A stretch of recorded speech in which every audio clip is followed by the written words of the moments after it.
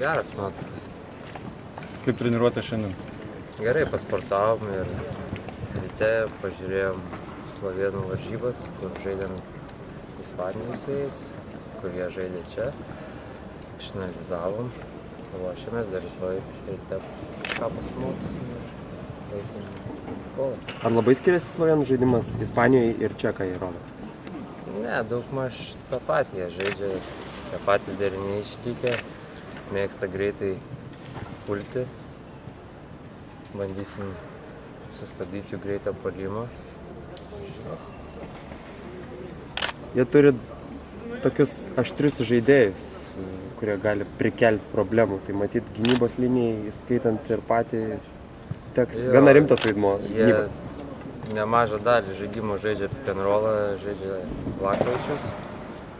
Ir treneriai akcentuoja būtent prieš šį teks nemažai padirbėti. Pristabdžius kažkiek, tai jau būtų nemažas pliusas.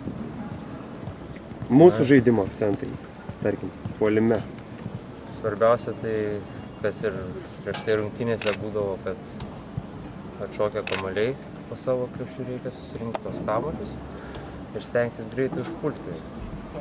Jie mėgsta greitai pulti, bet gal nemėgsta grįžti į gynybą, reikia mums to pasinaudoti ir stengtis kuo daugiau sureiksti greitų atakų ir tai būtų lengvi taškai.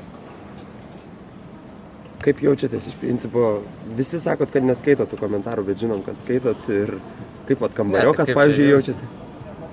Nežinau, tai pas jį ir paklausti, tai aš jį pas kiekvieną nelįsiu. Tai, ką rašo, tai tiek rašoma. Tai kiekvienas žmogus turi savo nuomonę ir čia jo reikalas. Tai ką dabar, kai gerai, tai gerai, o kai negerai, tai šūdis aprašoma. Yra kaip yra, kai bus gerai, tada jau visi atranko nešios. Bus gerai? Pagyvensim, pamatysim, aišku bus. Ačiū.